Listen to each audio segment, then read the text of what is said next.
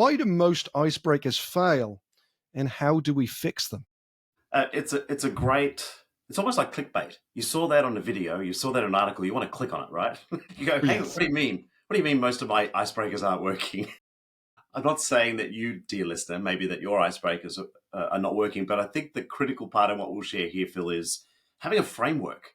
Like, what are the parts that maybe you could use both as an evaluation tool to understand why didn't that work, as much as when you're planning and you go, even if you're calling it an icebreaker, doesn't mean it actually breaks the ice. So let's be really clear about what an experience needs for it to be very, very successful. So that's how I enter into it. But it actually starts with this understanding we all have, and it comes in one of two ways. We have two relationships with this word icebreakers. I don't care what else you might call it, ice melter, even a team building experience. There is this one experience where you as the participant are sitting in the audience. And I had this visceral experience about 7 years ago, Phil. I'm in Hong Kong. I'm in the wings. No one has seen me yet. And another person is emceeing the event. There's 800 people in the auditorium. And they're warming up the audience. There's going to be a keynote that follows me. And they said all the way, words to the effect, all the way from Australia is Mark Collard, who's going to do some icebreakers. You could have heard the audible groan all the way in Vermont. Like, it was so like plunging a dagger into my heart. They hadn't seen me. I hadn't done anything yet. And I know that every one of these people were relaying their experience of icebreakers in the past. So that's our first understanding. It's that time when you watch the group groan or their eyes roll back or they find excuses not to be in that space. There's the other relationship is when, as I've just described, like it's that thing of you think that as a facilitator that we're supposed to do icebreakers at the front. It's like this myth. It's this thing that's been passed down. You've got this program, make sure the first 5 minutes you do an icebreaker. As Shakespeare said, a rose smells as sweet no matter what you call it. Doesn't matter what you call it. It still needs to feature the critical elements that help break down the ice for the group. And so somewhere around the 15 or 20 year mark of my career, I really wanted to lean into that question. What is it? I would look at my mentors, the likes of Carl Ronke and others, many, many great facilitators all over the world who just seem to like anything they touch turned to gold. And I thought, what are they doing that's helping to break the ice? And I would even ask them questions, and they would come up with quick answers like, well, it was fun, or people were feeling comfortable, but they were more often describing the result at the end and not really helping me understand what was it about the activity that made it work. And so we should warn all of your listeners, Phil, that what I'm about to share is not the truth. I've made it up. But what I have discovered since identifying these 5 critical elements, that when are present, any experience can help break the ice. And that's what I want to share with folks. So should I dive into that, or is there something you want to share before I do that? No, I think it's important. I'm intrigued. Let me ask you this question, maybe even before you go into it, because I have seen around the change of language, almost like people saying, well, I'm not going to call it an icebreaker. I'm going to call it this and this. And you reference ice melters and others, and energizers sometimes gets referred in those same lines. It doesn't feel to me that it's necessarily the fault of the name, right? It's it comes down to if we did a better job, the reason that people have those mindsets or those like as soon as you mention the word, it's like an eye roll, is because it's been poorly done in the past. And once again, we're not trying to call people out. I'm not going to list a list of names of people, but it's like there have been moments, and you have experienced them. We have experienced them. Listeners, you have experienced them. I know you have, where you have felt that cringiness as somebody starts, or it just has led you in a way that this was not the way I thought it was going to be. It's almost the same way that team building has got sometimes a negative rap because, I don't want to do this thing that I've heard, and it's because I did it once and it was really bad. So I feel we have a responsibility, I think, as you're listening to this. I think it's very worthwhile you to continue to call them icebreakers, but the key is listening to what we're going to talk about next, which is what is going to ensure they don't fail And that's it's a responsibility we have to ensure that we don't have to keep renaming things, because what's going to happen if ice melters suddenly don't work, right? So it's like now Yeah, ice melters has got a bad rap. So I think it's more to do with the how rather than the what, I think, of the name. absolutely. And if we're going to focus on its name, we're in big trouble in lots of other Mm. places. Let's look Mm-hmm. at trust building activities. The inherent understanding of a trust building exercise is at the end of it, we're going to have built trust. Yeah. That's not necessarily the case. It might explore trust and what that Mm. means to this particular group. It doesn't mean you necessarily build it. So, yeah, you're absolutely right. So, And I would also add just one more, yeah, just because the way they introduced you in that moment is saying you were going to do those things. I know that I believe I've talked to you in this past about this. I don't tend to, when I'm with a group, say the name of this is this, and I'm going to do this. I will do the activity. The yep, activity speaks for itself, and I don't have to name it. So I feel like these are serving for the facilitator to categorize, but I'm not going up to my group and saying, okay, I'm going to start with 10 minutes of icebreakers, then I'm going to do 10, I just lead with activity. And it just happens to be some of the icebreakers are around my schedule where I feel they need to be. So that's my snap. last soapboxy thing there. No, snap, Phil. Again, I think we're twins. Only our mothers can tell us apart. That's exactly how Mm-hmm. I feel. I rarely ever introduce the activity in advance. A, because it's not necessary, but B, sometimes it telegraphs what's going to happen. Point in case, the trust fall. It says that at the end of this activity, we will end up trusting one another. And after you've dropped the first person, it's really then hard to ask who wants to go next. So it's the same thing with the icebreakers. In fact, I will now educate my clients. I was just talking with a client yesterday, actually, a big conference next year, 100 people from around the world. And they wanted to know how they should communicate what I'm going to be doing to the group. And they had all these words like icebreakers in there. And I said, I can appreciate why you might use that, but this is going to telegraph stuff to the group. Just invite them to understand this is an opportunity to interact with one another. It is highly interactive. And so I was helping them understand how this would land sensitively for their group as well. Yeah. It's what it's doing is it's essentially setting up both yourself and also them in the best atmosphere Yeah, possible for success. yeah, And if you don't have those, I was once introduced as Phil Brown, the kayaking guy, because he had misinterpreted the word adventure and assumed I was a kayaker. That's a very hard place to start, and I had to immediately embarrass him by saying, "I'm so sorry, I've never kayaked before, and I'm going to now lead us to do some activities that were going to connect us." It's similar that's so vernacular, funny. but it's.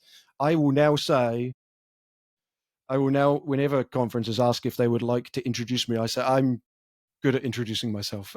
Yes, exactly. Allow me, and I will use Yeah. that in a playful way. I'll simply, I mean, you cannot get people to engage quick enough, in my opinion, which is why I think, and this is a whole other episode we could talk about, but it is that concept of the unofficial start.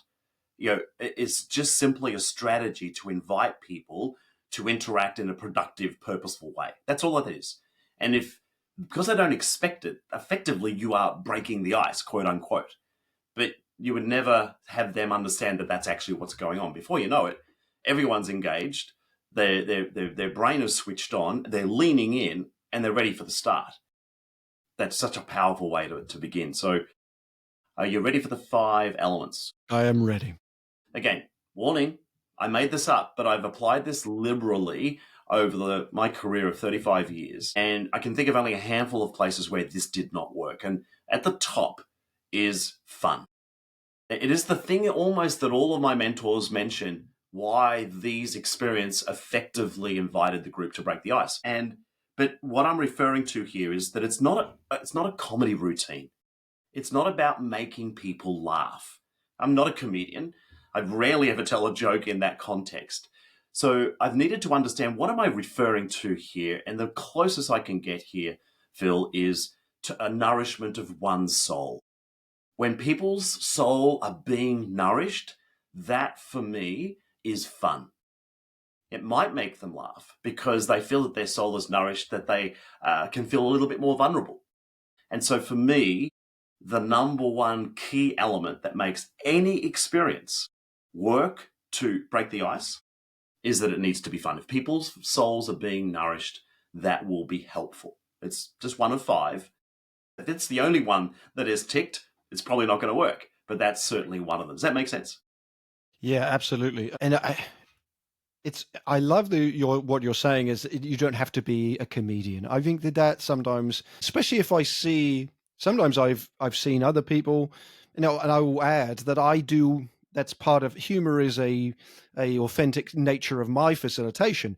But when people see the way I facilitate, I'm very clear to say I don't need you to replicate what I'm doing. Trying to find, the activities there, add your own lens in. As an example, again, my good friend and co-facilitator, Lisa Hunt, she is a very calm person, very low key, very calm. She allows people to feel relaxed. That's Yep. not necessarily my style, unfortunately, or fortunately. But we have different styles and we're effective in both ways. And so that Absolutely. I think fun is not about being a Yep. comedian. And I reinforce that. Absolutely. Where were you 5 years or the first days of my experience? And if I look at my professional career, the first 5 years was me trying to emulate my mentors, in particular Carl Ronke. He wasn't a stand-up comedian, but my goodness, he had the ability to help people laugh. And he wasn't telling jokes, but still there was enormous amounts of laughter. And when I really got that, that wasn't necessary for me to be him. I could just be me. It took about 5 years to actually get that. And I think it was because I had a more solid understanding of helping people feel comfortable was about nourishing their soul. And that's what was fun for people. So for me, that's number one. Number two, and I mentioned this earlier, highly interactive. At the end of this list of five, I'm going to give you the classic litmus test. Apply it to what we often regard as an icebreaker and help us understand why it doesn't work. And this is one of the reasons that this litmus test doesn't work. It's got to be highly interactive. If you don't have forms of interaction as part of your quote unquote icebreaker or whatever the experience is, it's not going to break the ice. People are just going to be there on their own. They're swimming on their own. And so there are lots of different ways of interaction. You don't even have to talk. You can actually just be engaged in solving a puzzle where everyone's focused on the cards and you're trying to work it out together. You may not even need to know the names of the people next to you, but that interaction is going to help break the ice. Make sense? Yeah, absolutely. And I can think back to moments where it hasn't necessarily been interactive, either something I've led or something I've been led in, and I can see that where it's too cerebral, it's too low key, and sometimes that's nice for certain people, but it's not allowing that kind of interaction that I'm aiming for. So I can see that, and I hope as well as listeners, Marcus reference is going to be doing a litmus test, but you can pick as we're going through these an activity you may have in your head that you always use and start testing it as we're going. I know Yep. I am right now, so I will reveal whether or not mine has met the mark or not. And there's Yep. no pun intended where I say met the mark. But okay, excellent. Number 3. So, number three, non threatening. Really, this should be at the top. Everything about your experiences that are inviting people to interact and have fun need to sit within their comfort zone. And again, there's a whole other episode we can talk about the paradigms of those learning zones. But the comfort zone is not about how people are feeling necessarily. The way we distinguish comfort zone from, say, the stretch zone or the zone of proximal development is the ability for the group to find success. Anything inside one's comfort zone is that you have everything that is necessary to be successful. So when you're asking people to step outside their comfort zone in order for the activity to be successful, you are now stepping outside the realm of what we would call an icebreaker. The most successful experiences that have helped break the ice all fit within one's comfort zone or the group's comfort zone and need to be non-threatening. So you and I both know, Phil, the number one fear most people have is public speaking. And yet we think going around the circle, inviting everyone to say who they are, where they're from, and how bored they are, is the way we're going to open up. And on the instructor's sheet, it's going to say that's their icebreaker. No, it's not. It's just a poor excuse of not knowing what else to do. It's very, very threatening. So that's number three. But honestly, any one of these could be at number one. And I will add my voice to Mark's last statement about that the activity of just going around and saying names and superpowers that we have. There's so many of those that exist out there. I would advocate to say I would hope that people listening to this are not using those. I would hope That so. would that would be my aim, and I see it still, and I still witness it and experience it, and I hear of it, and when I talk about this very subject with, let's say, high school educators, when I mention it, they sort of like look sheep because they know they're still doing it, and I say, I understand that I've done this too. I have certainly facilitated that, but I didn't have the repertoire that I maybe have now, and I know what happens as it goes around the group. People's anxiety spikes as they get to them. They say their piece. If someone said something funnier than them, they're thinking, "Oh, I wish I had a funny story to share that beats that last story." They share. There's a cathartic release, and they ignore everyone else.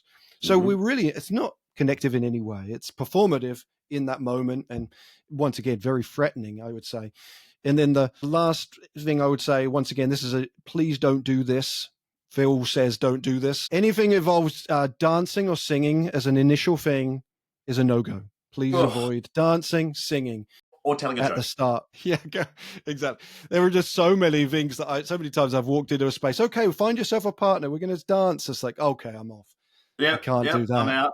Yeah. Another fear is like singing in public, dancing in public, making ourselves embarrassed. That's the key thing. Making us look silly. And I think is one of those hang-ups that people have about team building and Icebreakers, the eye rolling, is that you're going to make me look goofy. Yep.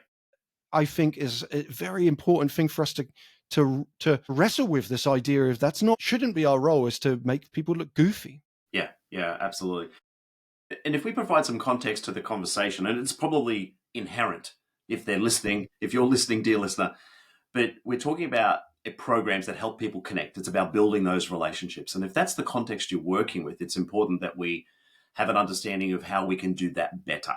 And so those threats can be the thing that turn people off, because the science is really clear on this point, Phil, is that it is built into our DNA as human beings, this longing to connect with others. But if that is the case, why is it that we tend to pull back? It's because we're concerned we're going to be threatened, embarrassed, or made to look like a fool, which is why we step back. So in the context of our programs, if we're inviting people to interact, we need to start from their comfort zones. So it's stuff that they can talk about. So quick example.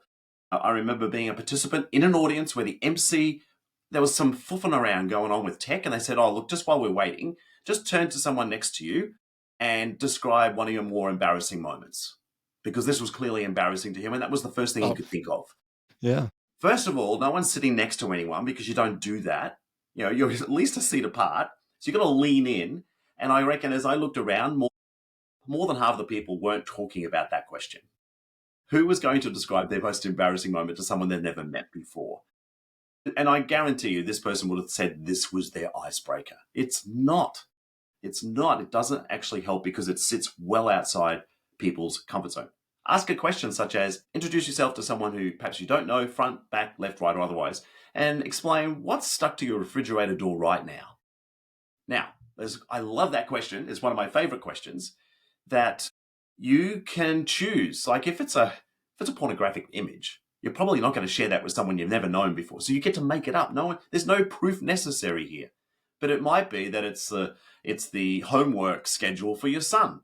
It's the shopping list. It's a poster from the last holiday you've been on.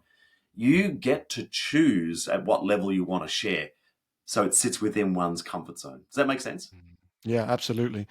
Yeah, there's something I wonder if I found this recently, and I actually led this recently. It was using my phone, and someone had shared with me that if you go in now, I apologize to those non-Apple users. This is for the Apple phone users, but I'm sure there are others on Androids as well, other ways that this works. And I'm just going to quickly show this in the screen here. But if you tap the very top, this black part here, it will jump to the first photos in your album. Yes. And so what I led this, we're talking about technology and the use of it in schools. And I said, it can still be a functional way to connect if you did this. And I had everyone go to the first photo and share a story about those first photos in their photo Yep. albums. Yep. And it was such a beautiful experience to people share, because they were seeing photos that mine would go back to when my daughter was born. Evidently, I Yes. looked at it, it was my daughter being born. That was 8 years ago. And so I was able to share a photo of my daughter when she was born. It's like so many people had those. But once again, it's something that is not, you're not asking them to come up with some fantastical piece or something that's embarrassing. They get to choose based on that album, but they Yep. were able to choose something that was Yep. meaningful to them. And I really enjoyed that tech And let's say that observation. first photo was actually really embarrassing. Quick Yeah. swipe, and you find Exactly. another one, and you Yeah. then get to choose something that fits within your comfort zone. So Yeah. Okay, I number love that. 3, it's got to be non-threatening. So those top 3 are critical, but these next 2 round it out. Number 4, again, we're talking about what are the ingredients, what are the elements that make any experience. I'm not talking games or puzzles or initiatives. I'm talking about any experience that helps break the ice. Number 4, it's got to be simple. You and I, Phil, both know, and we've learned this over the time, is that you don't tell everything that the group needs to know up front and expect them to remember all the 13 steps. You tell them one step at a time. So if you're spending more than 30 seconds to describe what you ask your group to do, not only will you lose momentum, especially working with young people, but B, they're going to forget and they're going to end up being very quickly disengaged. So tell them what they need to know when they need to know it, basically. Keep it simple. Yeah. Make sense? There is a workshop that I led at one point, and it leads into this, and the workshop I was trying to lead, and it was very similar to this mindset. It was called being intentionally vague. And the concept was, we need to know all the things, but we do not need to show our cards to the group. And there's something adventurous to not knowing what comes next. And it's not about like, when can I go to the toilet or when's lunch going to be? I think it's really important to detail those things in the program to your group so they know how to deal with their own bodily needs. But from an activity perspective, as we mentioned, not mentioning the names, I very often don't mention as much as I possibly could in that moment about the rules. As an example, if we're dealing with an activity that people in previous times have found the loophole that you didn't intend, you don't start to add in more rules to fix the loophole, because that's the creative process of them finding how to solve the activity. And I always reward that. And I don't think there's any reason to, okay, now I know. And by the way, for this activity, I've got 6 pages of rules that are based on previous attempts, just to ensure you don't break these rules and make this only last 5 minutes when I've planned it to be an hour, you know? And so being intentionally vague, I think, is in line with this idea of simple instruction. You're giving enough to allow the activity to work, but you're not overburdening them with information. And I think drilling down a little more on what you're saying there, it's also preserving the adventure. You know, you and I are both adventure educators, which means we do our work in and outdoors. We're dealing with the pure definition of adventure, which is unanticipated outcomes. Love this. And so if you give them everything, it's a bit like in a debrief. If you tell the group what they should be learning, that's not experiential learning. That's not reflection. You're just telling them what they need to know. So preserving the adventure is embedded in what you just shared. And this fourth element of being simple is also around this idea of, it could be, people think, I'll just ask them to go find a partner. That sounds pretty simple on paper, but the process by which this group goes ahead and achieves that outcome of finding a partner is really quite complex. And so let's recraft that instruction that sounds simple and go find yourself a partner who's wearing a similar type of shoe to you. Bam! We've just helped cut through the crap. It's like, oh, okay, so now it's not about looking for my best friend or finding someone who has to be with me. I'm looking for someone who's wearing a similar type of shoe. And that made the process simpler to be able to, avoid some of those, oh, I don't want to be with him and I don't want to be there, blah, blah, blah. No, just find someone with a similar type of shoe, or same month that you were born. There's a billion different ways you could invite what appears to be a very simple request, find a partner. But what they actually hear is, find someone you like or don't, or are like. And that is, as social beings, a very difficult process. I'm sure you've had And that. what's nice about that is that simplifies moving forward. I can think of moments where let's say, find a partner who has a similar shoe to you, and then we're going to practice this handshake together, and it's going to be this wild Yep. turkey handshake. This Yep. is your wild turkey partner, and Yep. bring that back up in a future thing. All right, you need partners for an activity coming up. Okay, wild Yep. turkey partners. They get to their Yep. partner. I've already solved the problem that I would have interacted with at the end. So makes it simple for you in the future. Yeah. More convinced than ever, Phil, that we are definitely twins separated at birth. I get it. I get it. So number 5. So quick recap. So it's got to be fun. It's got to be highly interactive, non-threatening, and simple. Again, if you've ticked 4 out of the 5, more than likely you've probably got all 5. But you want to tick as many of these, dear listener, as you can on those experiences that are helping a group form their relationships to break the ice. The number 5 is what I refer to as success oriented.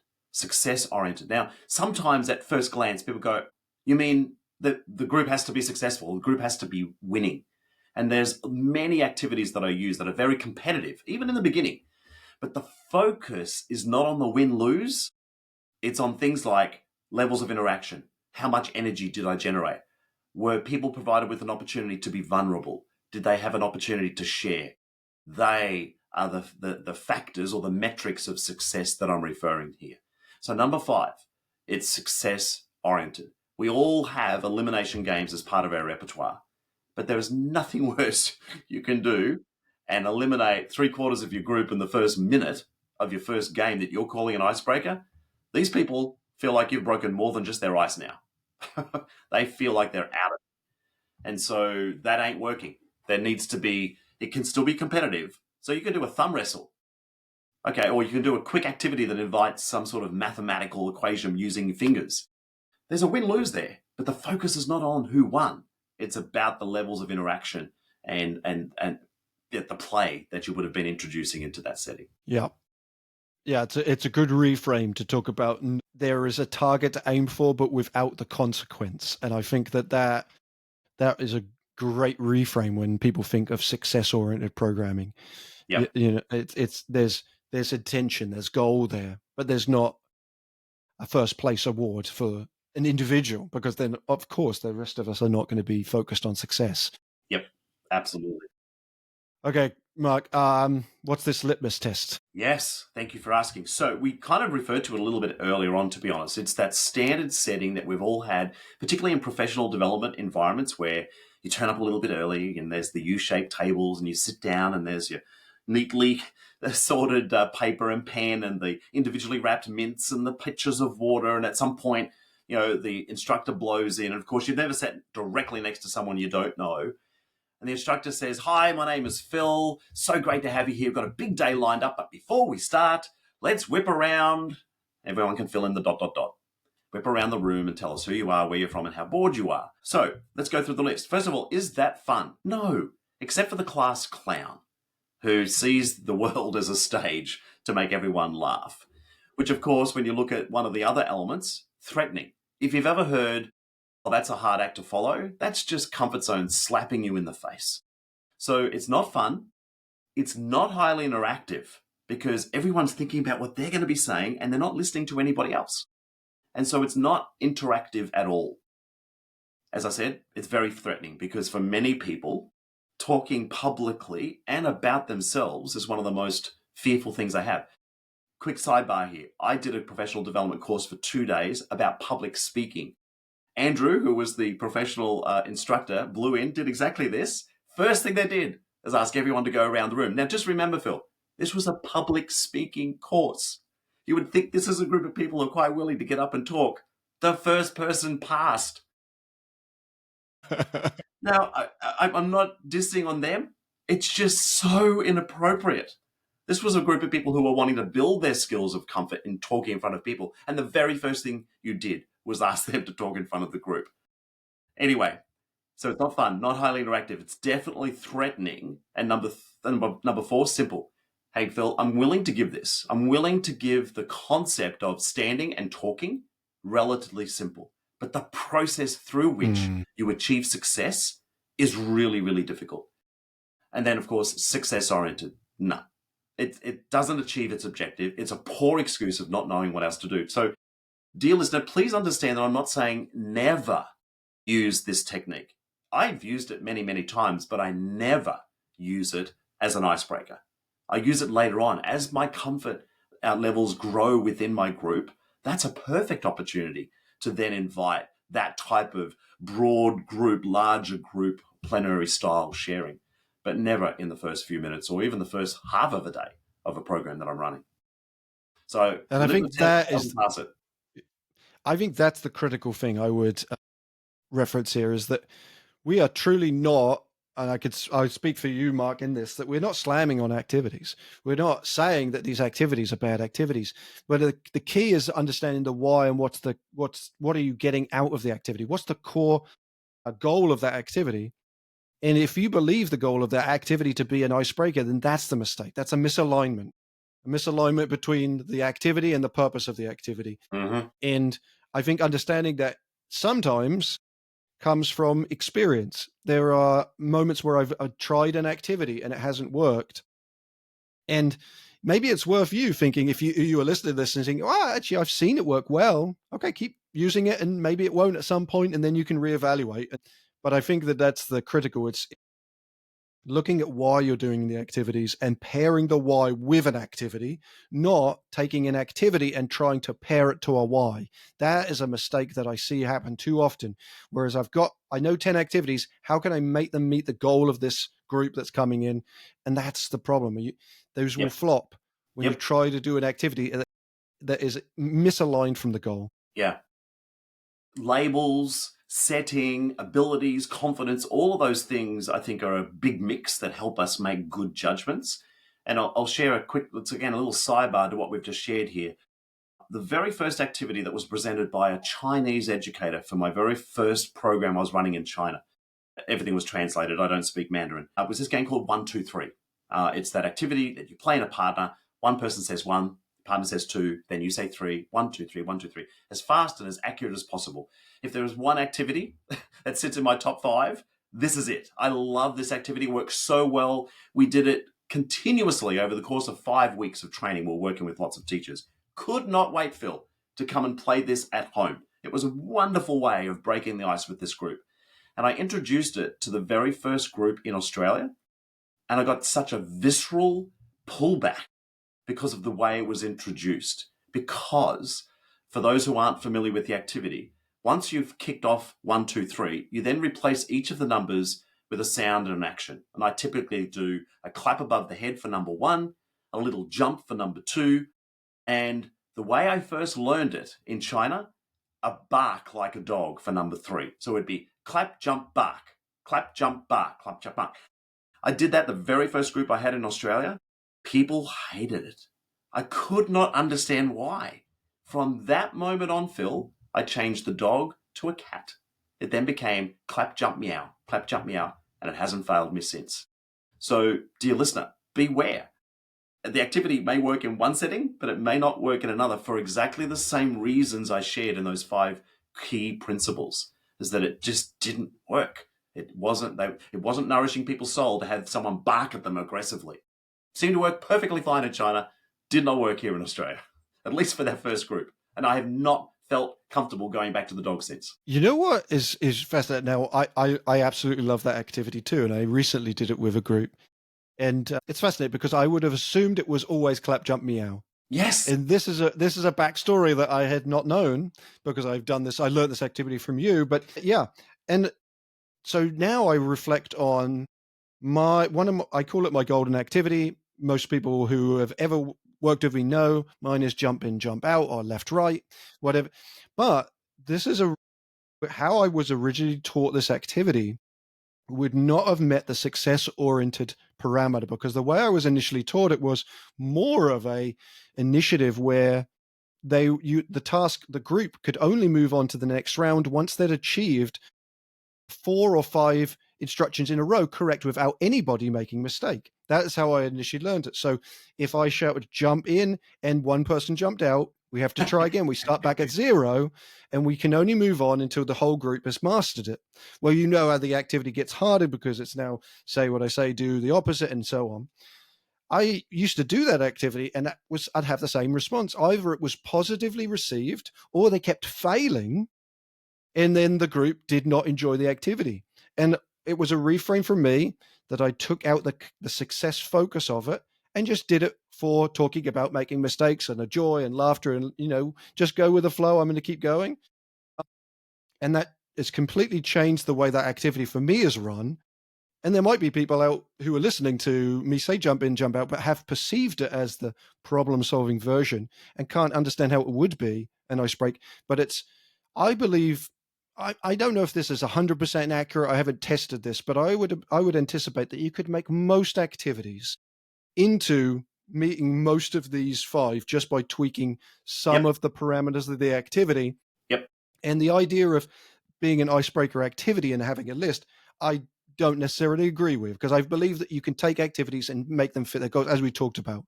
Match the Absolutely. activity and try with a goal rather than vice versa. Yep. Yep. And that became my go-to activity. And I know lots of people who don't use it, because for them, the instructions and the process is not simple for them. And I get it. It's a confusing activity to run, but I've I done it agree. so often now that I know that it fits within that parameter for me. And I think that it came from me tweaking at it, because it was not as it was when I first learned it. It would have Yeah. not fit the bill. Oh my goodness.